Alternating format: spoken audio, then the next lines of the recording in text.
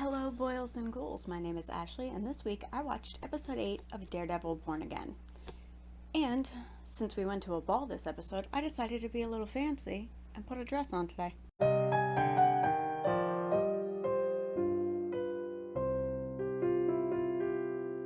Now, there's only a few things from this episode that I would like to talk about. One is the fact that I was right about Dex, but we'll get to him later. Because I'd like to start with Heather. I have been progressively growing to dislike her for a while now. At first I was happy for Matt. Oh good, he deserves to have somebody in his life and be happy and all this and that. But she's just kind of annoying. And she always seems to be like trying to therapize him, which is something therapists are not supposed to do in their personal life and with people that they know. But I understand that it at a point becomes second nature and habit, so I was like, okay, I'll let it go. She, understandably from a professional point of view, becomes a little bit interested in vigilantes and why they do what they do, especially wearing the masks. You know, do they do it for anonymity? Do they wear them because they feel it allows them to truly be themselves? She's not considering the fact that being a vigilante and superheroing isn't something that, you know, pays the bills. As we've seen in Falcon and the Winter Soldier when Sam tries to get a loan to fix Sarah's boat. So she should be considering that these people also are doing it because they have lives to live, people to support, families to protect. Like, look at Hector. He lived with his wife, sister, and niece. He couldn't very well have people knowing who he was and coming after them. And then there's episode 7, and something she said in this past episode. She calls Muse a coward because he hides behind the mask, and then tells Matt in this episode that vigilantes that wear masks are underdeveloped boys, which I'm sure Matt took personally. She even has the audacity to say Daredevil didn't save her from Muse, she saved herself. Girl, this is where I really kind of was like, okay, I'm done with Heather. Was she the one that took him out? Absolutely. She participated in the situation. However, Muse knocked her unconscious. She was tied up in a chair.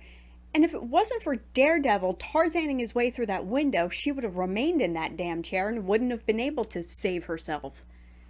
Come on, girl. I'm sure if she knew it was Matt, maybe she'd be singing a different tune, but I have a feeling that this relationship is not going to last very long, especially since he took his sweet time showing up to the black and white ball. But at least he went, right? I mean, she knows he's got issues with Fisk, so just be happy he came. I wouldn't have expected him to show up. Now Fisk, as Matt is stepping back into Daredevil, he is also stepping back into Kingpin. Even shows up in an all-white suit to the ball. And I love the little things Vincent D'Onofrio does to indicate this transition.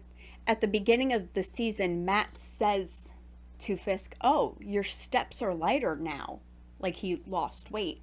And now, as he's getting back to himself, and he's eating well again, he's putting weight on, and he touches his belly sometimes, just so you notice that he is putting the weight back on. And I love that. I love little things like that. They're subtle, but they mean something. But Kingpin seems to have himself an evil queen, and I'm not sure if he can handle her. Vanessa got a taste of power, and I don't think she's ready to give it back yet. Remember how I said she definitely planned a hit on him? And when it was Luca, it was like, maybe it's a test of loyalty. I didn't really think that. I thought she was up to something.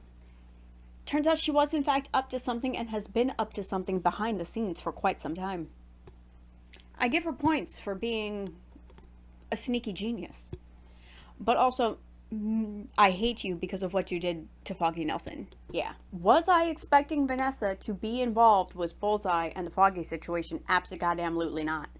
Absolutely not. Fisk, sure. Her, never.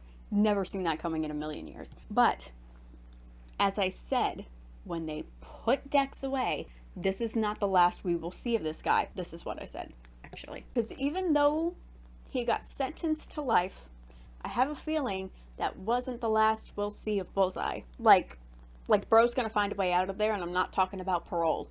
You know what I mean? So I knew he would be coming back. Matt played right into his hands. He went to go see him, ends up sending him to medical, which, excuse me, But this man survived being thrown off the roof of a building. I don't think he needed to go to med. I don't think he needed stitches. I think you could have put him back in his cell and he would have been totally fine. I find it very interesting how everything is sort of coming back to Vanessa. Although she has been in charge. But now I've got more questions. Why? Obviously, it has something to do with this case Foggy was working on that he was already celebrating. And since her first attempt on Wilson didn't work, she said, hey, Bullseye could probably take out my husband. But what she didn't count on was the hidden Daredevil that full on took a bullet for Kingpin. Was I shocked at first? Absolutely. But you know what? It's probably a this is my nemesis and nobody takes him out but me situation. You know? Like when you have siblings, you can pick on them, but if your friends do, it's like, only I get to do that? You know? Like nobody takes Fisk out but Matt. No thank you, sir. So this was another episode that was just chock full of what the actual hell is going on. And as I've said, I love that in a show. I love when they catch me by surprise. This was a twist I really did not anticipate, and it makes me very excited to see what they're going to give us in the last episode and season 2. I think Matt and Heather need to call it quits, but he's just been shot in the chest, so she's probably not going to go anywhere for a bit. That, and it's just hard to be a vigilante and maintain personal relationships, especially with somebody who clearly does not like them. Because Heather is progressively becoming more, I think, anti-vigilante. Anyway, that's it for this video. Thank you so much for watching. And I will see you next week for the finale of Season 1. Be excellent to each other. Bye.